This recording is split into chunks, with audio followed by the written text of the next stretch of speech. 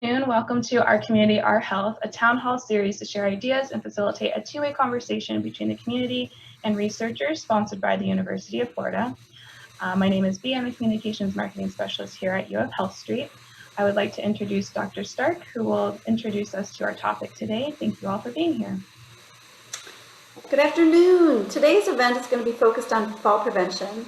My name is Susy Stark, and I will be your moderator for the afternoon. I'm an occupational therapist at Washington University School of Medicine in St. Louis, Missouri, and I would like to thank Our Community, Our Health, Bea, and their team for sponsoring this event today.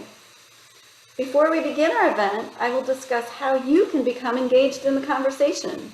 Please click on the Q&A button at the bottom of your screen to send your questions to the town hall.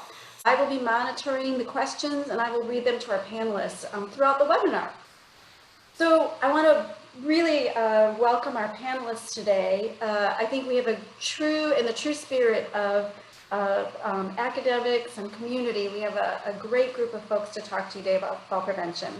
So I'm going to let the panelists introduce themselves but I want to welcome Marian Keglovits, Helen, Lach, Anneliese, Stoever, and Vivian who's still connecting right now. So we hope we'll have her in 1 minute.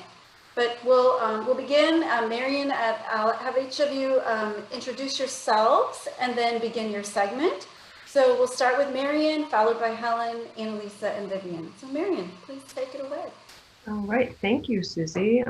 Hi, everyone. My name is Marian, and I am an occupational therapist. I work with Susy in St. Louis, doing research on how the environment in the home and community impacts people's ability to do their daily activities and also prevent falls.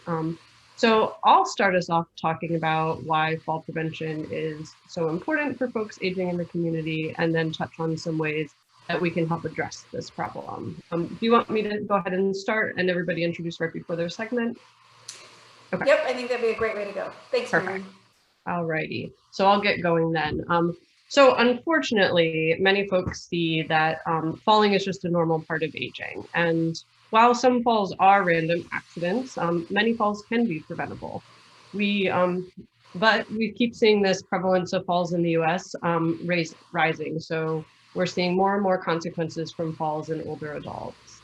Right now, about 1 in every 4 older adults are falling every year.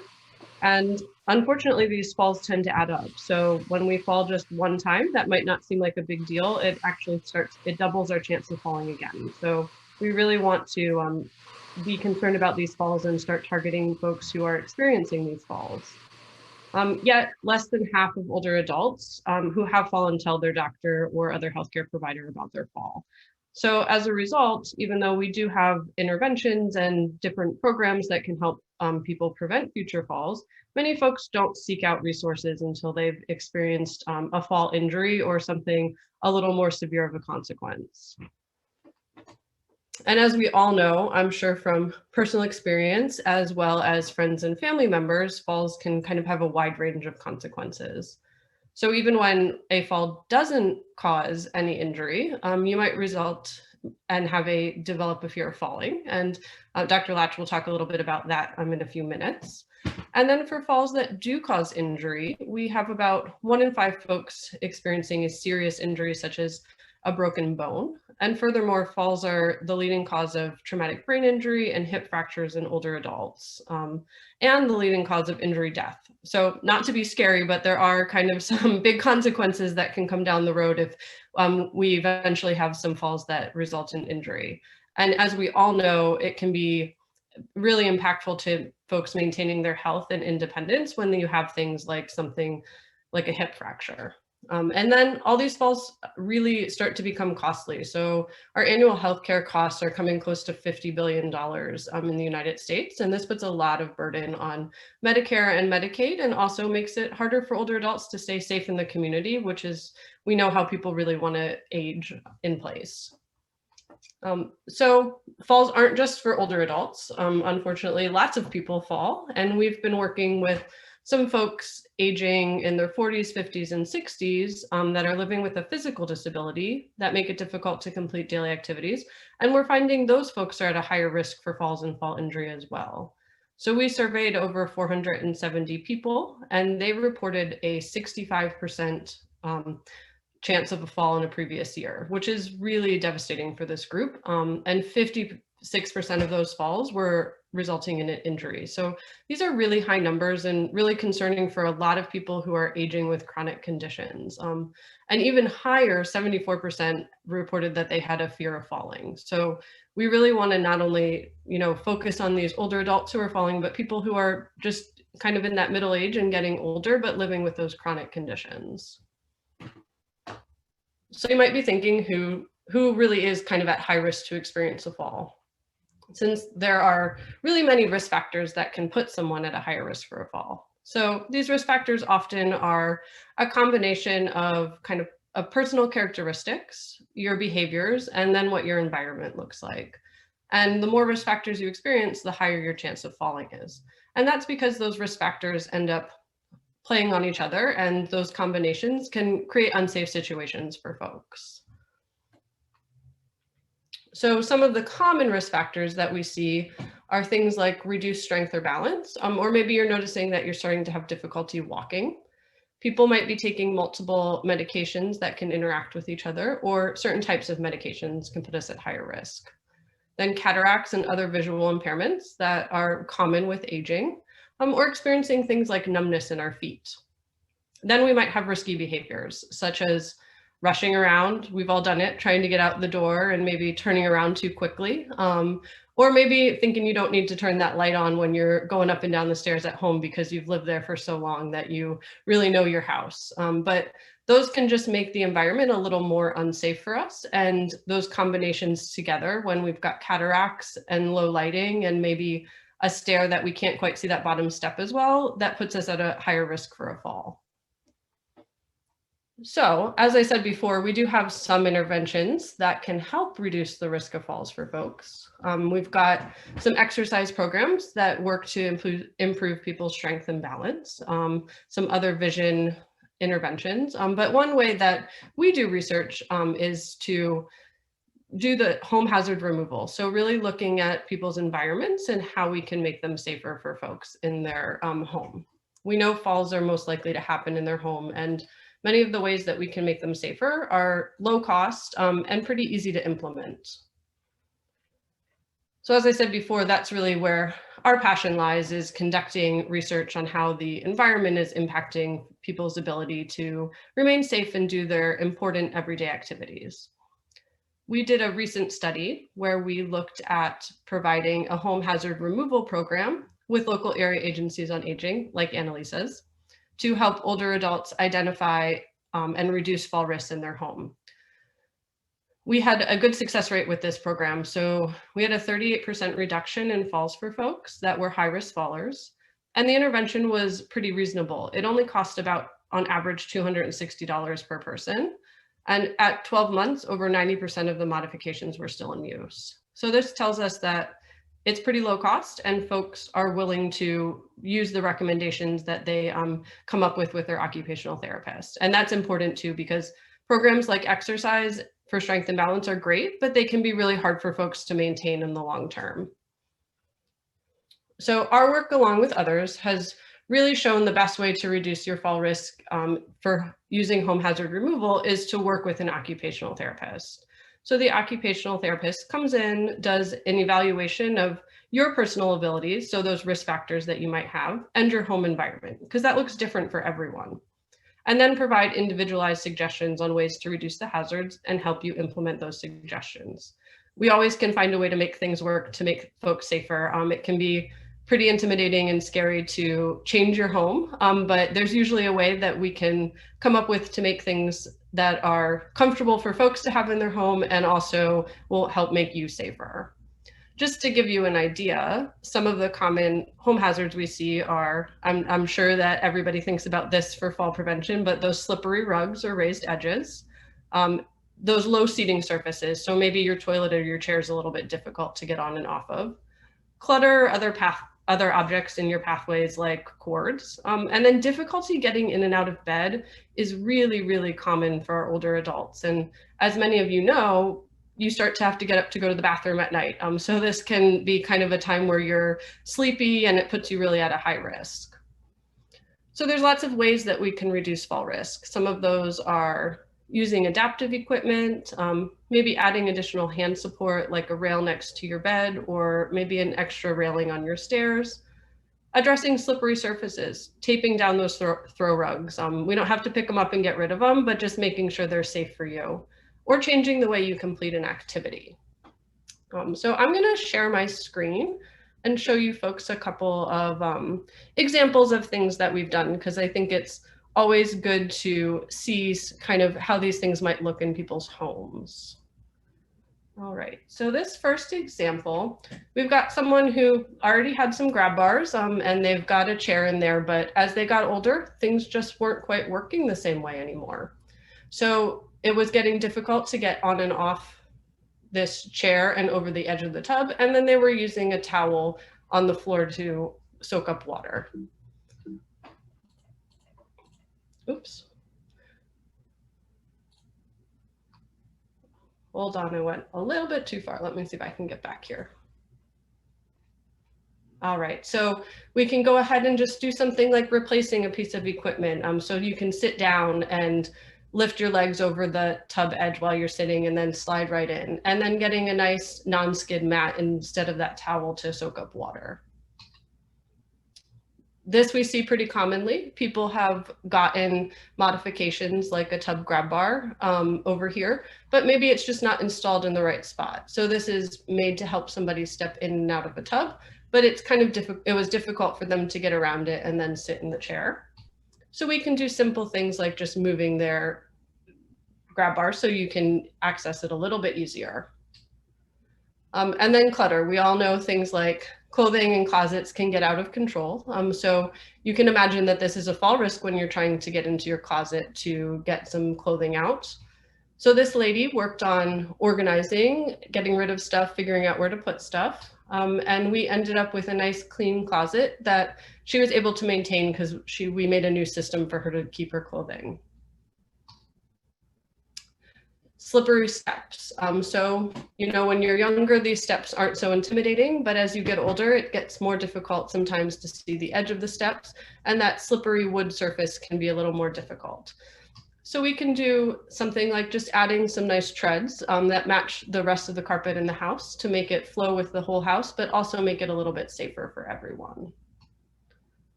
Or we can do some simple modifications. So these pots and pans at the bottom are heavy and difficult for someone using a walker to get out and use on the stove. Just flipping where we keep the pans can make it much easier for folks to reach down and then put them right on the counter or on her walker tray. So just because we have modifications doesn't mean that they need to be difficult or they need to be major. There's lots of different and easy ways that we can help people modify their home. And unfortunately, most of these aren't paid for by insurance. So Anneliese will talk a little more about kind of the funding challenges in a little bit. And it can be challenging to figure those things out, but there are community programs available and occupational therapists to help you make those changes to your home.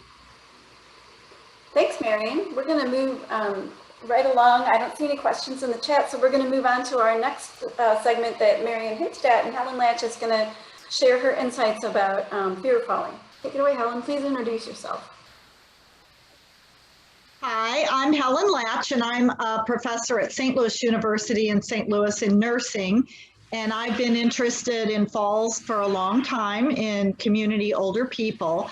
So I'm going to talk a little bit about fear of falling. So I'm going to share my screen, and I just have a couple of slides that I will talk about a bit. See if I can get this. Oh, okay. All right. So fear of falling is really common in older people because of concerns about falling. Many older people know someone who had a fall with a bad outcome, or might have had a fall that and worry about falling again and having something happen. But also even people who haven't fallen do have concerns about falling. So we want to think about fear of falling is really a loss of confidence to get around without falling. So as people experience changes, perhaps physical changes or other things, maybe difficulty with walking or difficulty with balance. If you feel unsteady, it can be a little unnerving and people begin to lose that confidence in their ability to get around. So worrying about falling is very common. About 1 in 5 people have some concerns, and we all want to be careful as we get older, and we do want to be realistic about our abilities and things that we can do. And we don't want to take unnecessary risks because falls can have a negative outcome like a fracture as we get older. And we do have reasons that that might be a bigger risk. But worrying about falling becomes difficult, or when people begin avoiding activities. So some people will do that, even things that they enjoy or they used to do that they can still do, and they might begin to restrict those activities. So if you don't do things you used to do, you might have a loss of interesting things that you like to do. Some people get more isolated. And if you reduce your physical activity, you can in fact reduce your physical strength. So fear of falling is really more than a realistic concern and steps to reduce the risk of falls, but really taking it like beyond what is necessary. Okay, so my next slide sort of shows, your ability. You do want to be appropriate about what you're doing and think about your ability. So for example, I know it's not a good idea for me to climb on a ladder to my roof at my age. So, that's not a good idea. So that's an appropriate adaptation or change that is right for my age. Many people, older people, should not be getting on step stools. There's lots of falls from step stools, even the safer ones. So you do want to be realistic, but you don't want to restrict your activity more than what your performance is. So we see people with fear of falling doing more, reducing more things than they need to because of those concerns. So when the concerns get unrealistic, that's where we want to do something about it. So as Marian mentioned, falls is sometimes a don't ask, don't tell issue because people don't want to tell their family perhaps or their doctor about their concerns about falling, or even if they've had a fall, because they are concerned that maybe someone's going to overreact and they might have to, try to get them to move or change things that are, it's a scary situation that you don't want to lose your independence. On the other hand, there's so much that can be done. Just the things Marian mentioned are just a few of the things that can be done to reduce your fall risks. So you do want to talk to your healthcare provider about your concerns, about what's causing those concerns. If you're having trouble with your walking or your balance, there's many things that can be done. Referral to a physical therapist, starting an exercise program. There's so many things that you can do to address those issues. Perhaps a trouble with balance is caused by a medication that you're taking. And if your doctor can do a review of your medications to see what might possibly be causing a trouble with your balance. So there's so many things that can be done to evaluate the possible issues going on, and then steps can be taken to make the most of that. So you want to make sure that everything's being done. So to reduce your risk for falling, you don't want to be overly concerned about falls. You want to be careful and realistic, and you don't want to be overprotective so that you give up everything. One of the things we find is that older people tend to give up the more fun or social activities or other kinds of things like, going to the movies or theater. Of course, we can't do anything right now, but eventually, once we can get back, people give up those things because they don't want to ask for help with those things. They'll still ask for help to go to the grocery store because they have to do that. But they give up a lot of other things that really bring enrichment to their lives. So you want to be thinking about, those are things are important too. And we want to be realistic about what we're giving up so that we still have balance in our life and get to do things that are interesting and fun. So fear of falling can be a realistic adaptation, but you don't want to take it too far. So you really want to, think about what you can do to make the most of your function and abilities, and then do things that are meaningful for you. Okay, so I will stop sharing here, and then we can move on to the next person. Thanks, Helen. I have a question, but I'm going to hold it till the end because I think many of us can address it. Thanks, Linda. Hey, hold on a second. Then we're going to turn it over to Anneliese Stoever, the director of our beloved community partner, the St. Louis Area Agency on Aging. I know we all love working with her and her team. Thanks, Anneliese. Take it over. Thank you so much. So thank you for allowing me to participate in today's panel. My name is Anneliese Stoever, and I'm the director of the St. Louis Area Agency on Aging. In each part of the country, there is an area agency on aging that provides services. We are most well known for Meals on Wheels, but we also provide other services. And all of our services are provided at no charge to older adults that live in our areas. So if you are in need of resources or services and you want to see what fall prevention programs exist, be sure to contact your local area agency on aging in your area. In Missouri, we have a problem with falls. The Show Me Falls Free Missouri Coalition states, slips and falls now rank as the leading cause of injury deaths among people 65 and older. Missouri's rate of injuries related to falling is 31% higher than the national average. I wanted to start my comments with a personal story. Growing up, before I knew what an area agency on aging was, I learned about falls. Growing up, my sister's best friend was Sydney Hilton. She was always at our house where my sister was at hers. And when Sydney was around 12, her mother was carrying a laundry bag up from the basement. She lost her balance and fell down the steps. This was traumatic not just to Sydney, but to everyone else. Sydney's mom was healthy and in her 40s. As a result of the falling down the steps, she hit her head and ended up passing away. Her passing, as I said, was tragic and unexpected. In fact, to this day, I remind myself and my parents to use the railing as they're walking up and down steps. So in terms of falls, even falls that don't result in an injury or death can limit people's ability to leave home. One thing to keep in mind is that falls are not a normal part of aging. Often we think, oh, that's just, the person dealing with their health conditions, but that is not true. So to jump into things, what can we as community members do about falls? For starters, let's talk about falls. As a mother of a 1-year-old who is fearless and just learning how to walk, I am focused on falls on a daily basis. But somehow, as we age, we get nervous about talking about falls. One of our top challenges is that people think falls are something to hide. People worry that if someone knows they are falling, they will lose independence. Let's make falls a part of regular discussions. In the assessments that our case managers do, we ask about falls.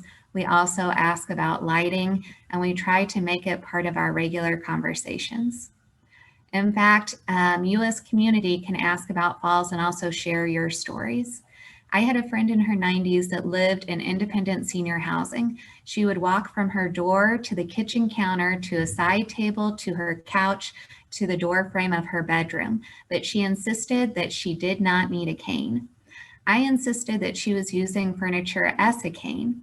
She ended up walking to the bathroom in the middle of the night once and had a fall. When she awoke from the fall, she did not remember how she got there. We talked more, and she later agreed to use a cane, then a walker. And you know what? She grew to like using that walker. She was able to move around easier and liked having a seat as part of her walker for times when there was not a place to sit.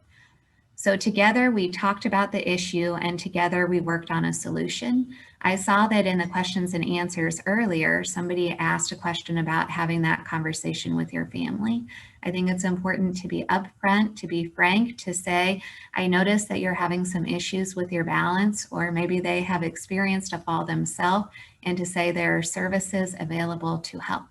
If you don't feel comfortable having that conversation, you can always contact an area agency on aging and ask for a case manager or a social worker to help with having that conversation. So in terms of area agencies on aging, what are we doing about falls? Sandy Markwood, the CEO of our national association, states, health happens for most people not in hospitals, not in doctors' offices, but at home. At the kitchen table is where we have those important conversations.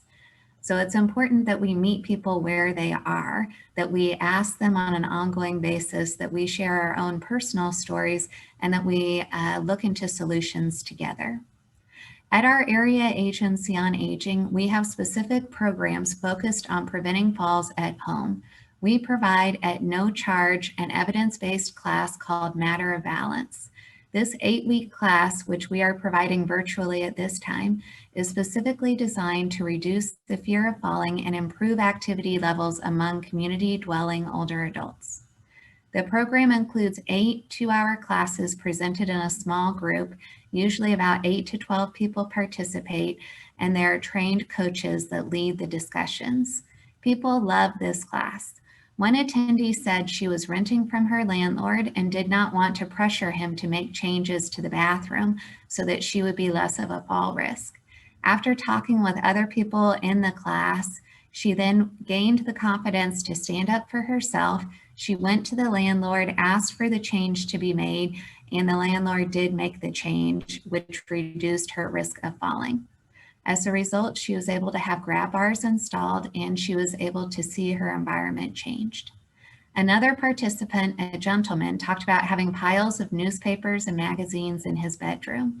He would trip over them when he got up at night to go to the bathroom. As a result of the class, he worked on getting more organized and clearing away the clutter. He also asked the landlord to put up a railing. The support from the class helped him advocate for himself.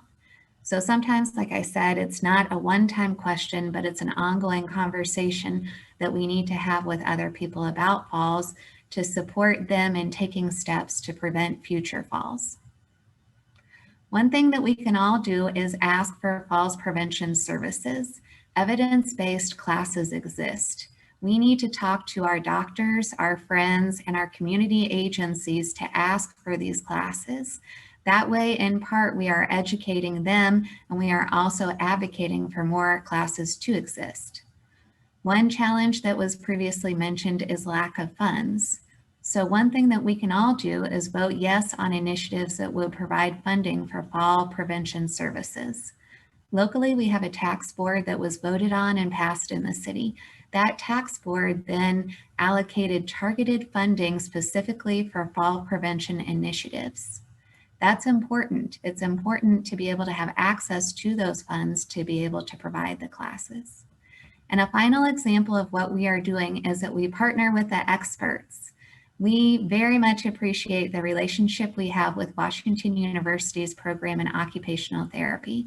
They provide community-based initiatives so that we are able to provide people at risk of falls or that have had falls with community-based interventions. Occupational therapy students have helped us by going out into community settings and helping with assessments. And then they also help people access those services. So they will, suggest alternatives to the built environment, and then help people get those services. For instance, help people get the shower chairs, help people learn about the grab bars, talk about lighting, look into medication issues. These services are fantastic. They are tailored services that meet the needs of our older adult clients. And honestly, the community members love interacting with the students, and then the students gain first-hand hands-on experience of being in the homes of older adults. To wrap up my comments, I want to say that falls affect us all, and we all need to work on this solution. It will take all of us working together to reduce falls and the impact of falls. Thank you so much for having me here today. I appreciate being a part of this conversation. Thanks, Anneliese. I think that gives us a great perspective of the agency side of things.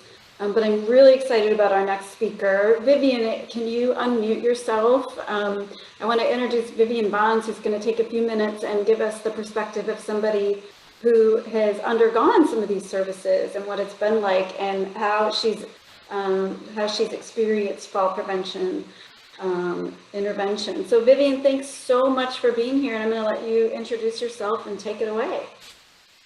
All right. I'm Vivian Bonds. I'm 71, almost 72, and I live in St. Louis, Missouri County.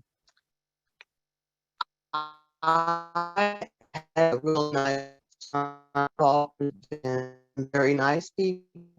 They helped me to understand some of the things that I've encountered as I've grown more mature.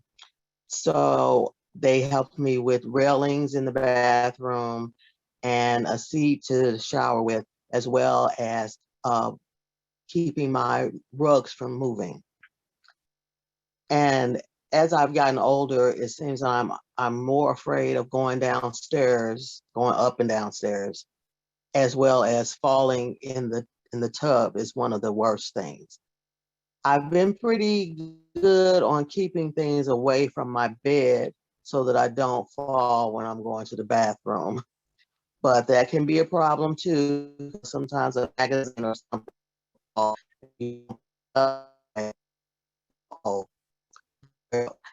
As I have fallen a few times, but I've been lucky not to have hit my head. You have any or anything? So I know you guys.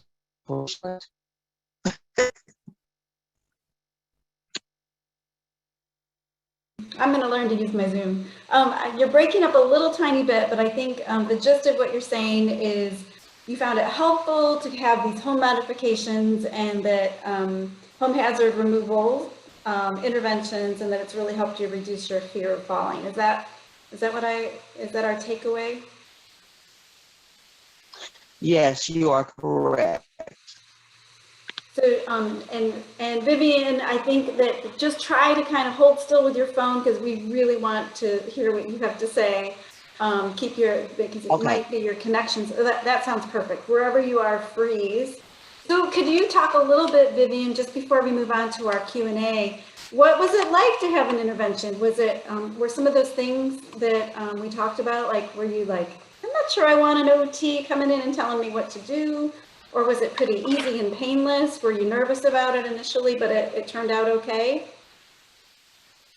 Well, it was for me, it was kind of a relief to have someone to talk to.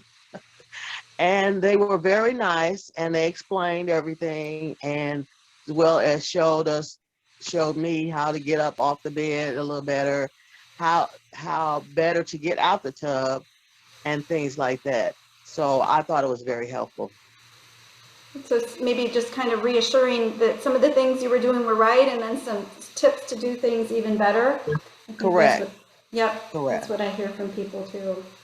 Well, great. Well, gosh, thank you so much for giving us your perspective. And I'm gonna start the questions. So I want to encourage everybody to load up our Q&A with any questions or comments or thoughts you might have.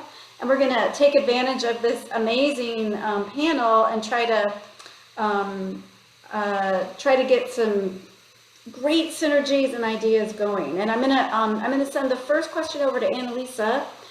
Can you restate, and anybody on the panel actually, any classes that you mentioned that are offered by area agencies on aging? I think any ideas that you have or things to look for across the nation that are evidence-based, that are powerful interventions.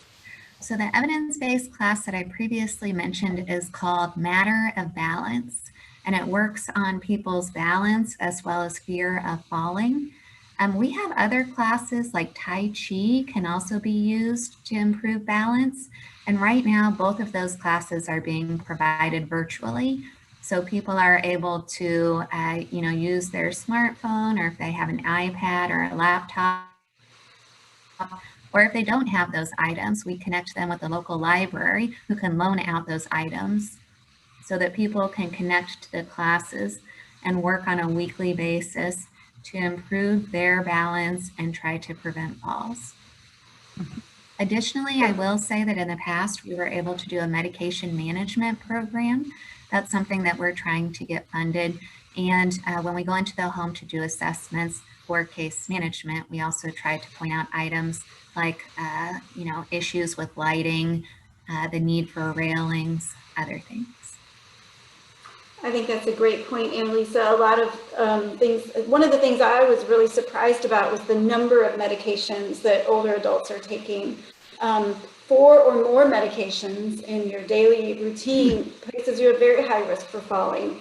And I found that physicians don't always have the time or resources to connect with each other. So often older adults who might see multiple physicians for multiple problems end up with sometimes redundant medications that might put them at a high fall risk, or maybe a medication that was prescribed when they were 50 that might have worked great when they were 50, but maybe it's not the best medication when they're 65 or 70 or 80, and those medications might need to be reviewed and changed. So I think the medication programs also that are out there, and I think what happens is a pharmacist reviews the medications and checks for those problems and connects with the physicians to resolve them. I think those are also really important things that we can do as part of our community. Any, Marian or Helen, do you want to add to any of these programs? Go ahead, Helen. Yeah, there's quite a few different programs that have been tested and proven effective for falls. In your community, there's a program called Stepping On that is a little bit similar to the Matter of Balance, but Stepping On. There's a SAIL program. There are all kinds of Tai Chi programs. The YMCA has a Tai Chi program that they have set up for older people, and hopefully those people can start going to them again soon. So there are a lot of different programs. So if you look at any of your community centers, your area agencies on aging, your senior centers, a lot of places offer these programs, and I know there's quite a few available in Florida. So you have to look at your particular community, but there's a lot of different options available. Perfect. So we have another question from Linda, and she wanted to know if anybody addresses the issue of pets and falls, and any of you can take that question. I will just say that people love their pets, and it can be difficult. We have talked to people about possibly cordoning off areas so that when you're ready for the pet to run at you, you can open up a gate and have the pet come in. It can be very, very challenging. We also have sometimes elicited the help of family members. So sometimes a daughter or a grandson will adopt the animal, but bring the animal over for visits. So it can be difficult, especially if the animal is getting under the person's legs. But people do not want to give up those pets. Well, and I think giving up a pet is not always the best answer. So don't be scared that this is, there's risks in everyday life all the time. So you really have to think about what is the risk and carefully, and not, again, this isn't something you don't want to tell people you're concerned about for fear that suddenly you're going to lose everything. So we really have to, manage those decisions carefully about what things are causing a fall risk. Absolutely. And we can, doing home modifications, we often try and help figure out how to take care of pets a little bit safer. So some of the things we've done in the past are things like having a long lead that's attached by the door. So you can put your pet on the long lead to let them go out, especially if there's icy weather or something like that. Or we have taught pets to jump up on like a chair so somebody can put a leash on a little bit easier. Or things like raising up water dishes and food bowls so it's a little bit easier to feed your pet. Or things like automatic litter things or lightweight litter. I recently got somebody a laundry butler that's on wheels so she can put her litter in that to get it from the front door back to where the cats are, because she was really at risk for falling, carrying that litter all the way across the house. So there's often little things that we can do, at least to start to make things safer for folks. So we have a question from me about what do you think, what do you think is the best approach to building a comprehensive network in a community for fall prevention? What do you think that entails, and what do we need to do to make our communities and our older adults safer? How can we all work together as older adults? Vivian, so you please are welcome to join this conversation, or from an evidence-based perspective, and from a provider's perspective, Anneliese, how can we blanket our community to reduce these horrible fall rates that we're experiencing all over the country? I think this question points out the fact that we all need to be participating in this conversation. And so there is a coalition across Missouri of people that have gathered together called the Show Me Falls Free Missouri Coalition. And they have reached out to social workers as well as pharmacists, occupational therapists, as well as business owners to educate them about fall risks and fall prevention activities. So I think that when we talk about offering classes or services to people in the community, we need to broaden the the population that we're reaching out to. So don't just reach out to one specific professional or one certain community group, but try to cast that net broadly. Thanks, Anneliese.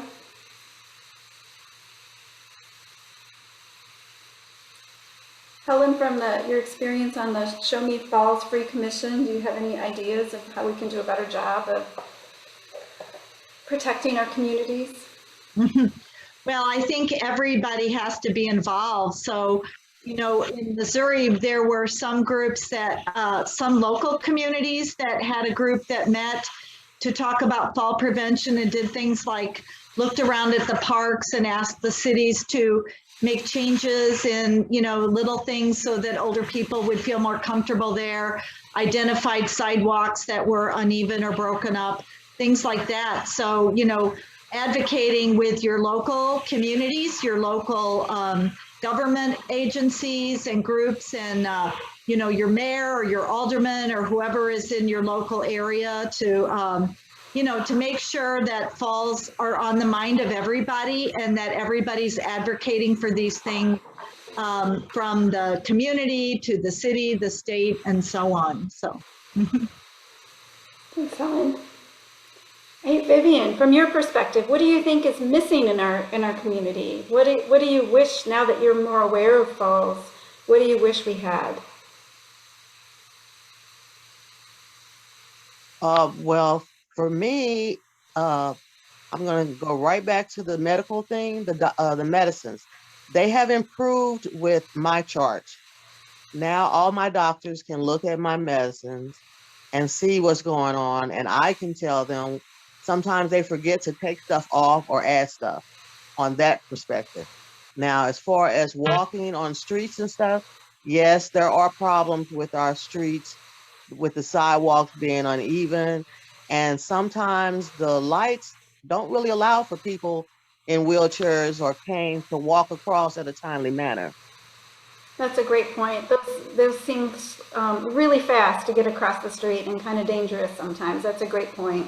Correct. I love that you guys are bringing in the whole perspective of a community, that it's not just a few nurses or social workers or OTs, but it's got to be a big community push. Because I think, I know as a health provider, I was not aware of the high rate of falls before I started working in this area. It is a big health crisis.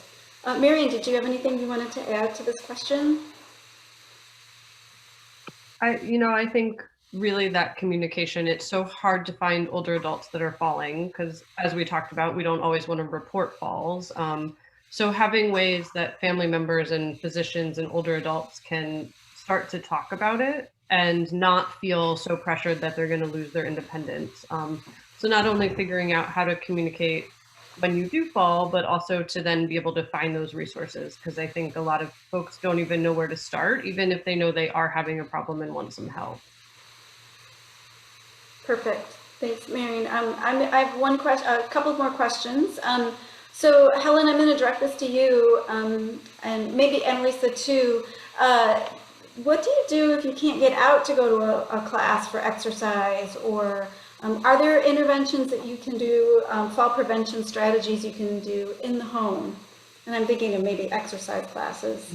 Yeah, well, I think it's interesting with COVID, so many programs are now offered virtually. So people on this call are online, so this would work for you. There are certainly older adults that don't have that ability or don't have good internet or technology skills to do things on the computer, but there are certainly, you can get videos from the library. There's particularly like Tai Chi and some exercise programs. You can get that from the library. You know, you can, if you need to begin exercising and you have issues, you could maybe get a referral to a physical therapist who could get you started, really tailor the exercises to you and help you figure out how to then keep doing it on your own. There are some things on television occasionally.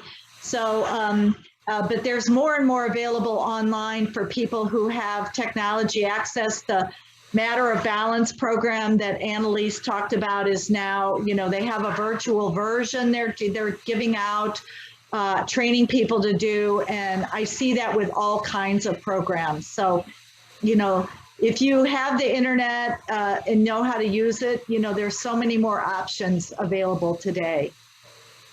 Great. Anneliese, do you have anything to add? I would just chime in that, you know, as was mentioned, we're providing those classes virtually and people can participate from anywhere. There's no cost to participate. So if you are interested in receiving more information, I put in the Q&A the email address of our healthcare coordinator, Sheila Basapo Moyo. We can connect you with a virtual class, or if you want to be connected with your local area agency on aging and just need a little help to make that happen, we're happy to do that as well. Perfect. Thank you. And just to jump on board, it's important to have the conversation with your doctor because a lot of Medicare plans do cover some services.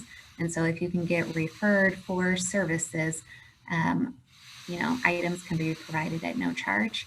And maybe that's something that Marian can talk more about. Yeah, actually this is a question, Marian, for you. How would one engage with an OT to look at their home? And what does insurance company pay for if an individual initiates this? Yeah, so that's a complicated question, unfortunately, with our healthcare system. So there's really limited funding just for home modifications in general.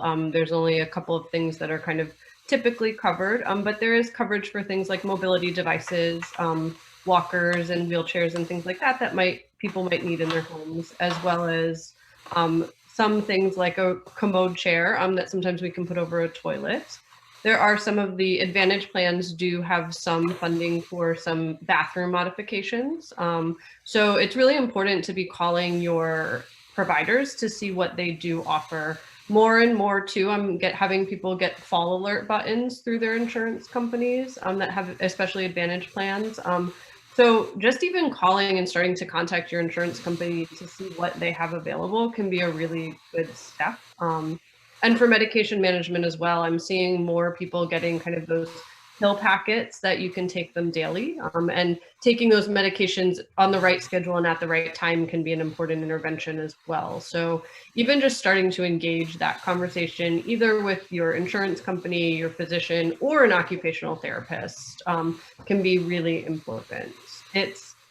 There are occupational therapists that do home modification evaluations that are covered under your insurance. They're usually billed through your outpatient. So again, trying to find a local provider. I don't know, we may be able to connect with some lists in the state of Florida. There's some websites that have some information where you can kind of do a search, but it tends to kind of be piecemeal and you have to kind of find who's in your area. There's no good place to start off with. But places like your area agency on aging might have a good resource to help connect you with those folks. So reaching out to some of those aging services, a lot of times they'll know who's in the area and who can help start to provide those interventions for you. That's a great question. I am not seeing any other questions coming up on our chat, so I thought we have a very few minutes. Are there any last words? We can go round robin.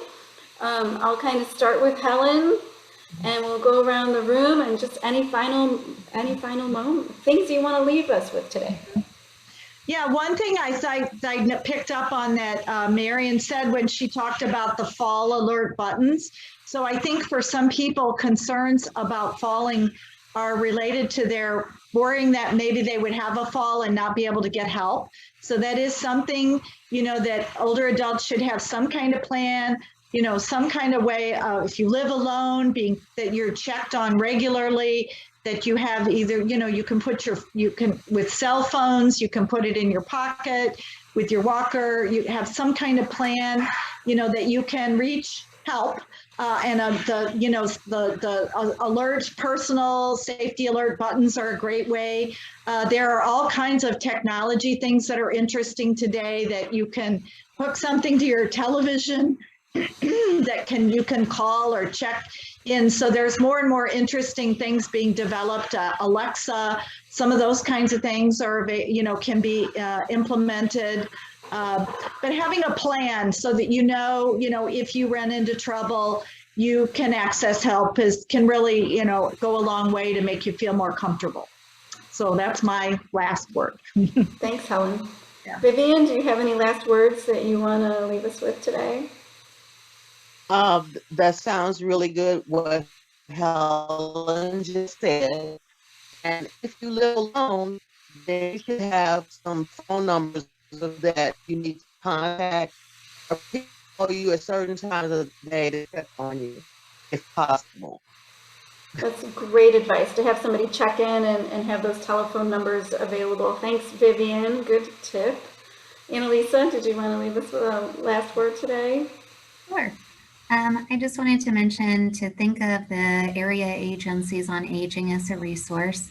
There are over 600 area agencies on aging across the United States. So anywhere in Florida or elsewhere that you're logging into, there is an area agency on aging to help. And sometimes that's short-term help. So sometimes as a result of a fall, somebody might need Meals on Wheels just to recover from that fall. And having the nutrition as well as a person checking in on a weekly to daily basis does provide support and encouragement to help someone in their process of improving. And I just wanted to say that falls are something that occur and that happen to many of us, but we all need to be taking steps like holding onto the railing, paying attention to the lighting, not being too busy. I find myself carrying a lot of stuff when I'm running out the door in the morning, which can lead to falls. So doing what we can to help prevent falls, and just being willing to talk about falls and say, hey, I had a fall the other day. This is what happened. Here's what I'm going to do to try to prevent it moving forward. So trying to normalize falls so that it's part of our everyday conversation instead of something that people hide. Thank you. Thanks, Anneliese. Great. Marian. Yeah, absolutely. I definitely want to echo Anneliese's, kind of thinking about and talking about falls is really important to help prevent them. And also thinking about things like home modifications. I often hear, you're just going to come in and pick up my throw rug. I promise we won't just come in and pick up your throw rugs. There's always ways to keep things like throw rugs and other things that make your home feel like a home. Just because we're making it safer doesn't mean that it needs to look like a nursing home or an assisted living facility. There's all kinds of new fun stuff coming out now, like grab bars that look like toilet paper holders, or things like that really just blend in and make it easier for everybody, including yourself and visitors, to be safer in your home. So there's so many things outside the box now that can be just normal things.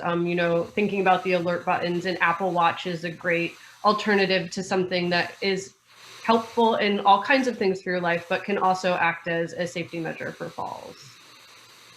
Great, thanks, Marian. Well, I want to thank the dream team of speakers today, Marian, Helen, Anneliese, Vivian. You guys really brought a full perspective of things that we can think about from the research end and the practical end of reducing falls and making our community safer. This concludes our community, our health, and we're really glad you joined us for this town hall event.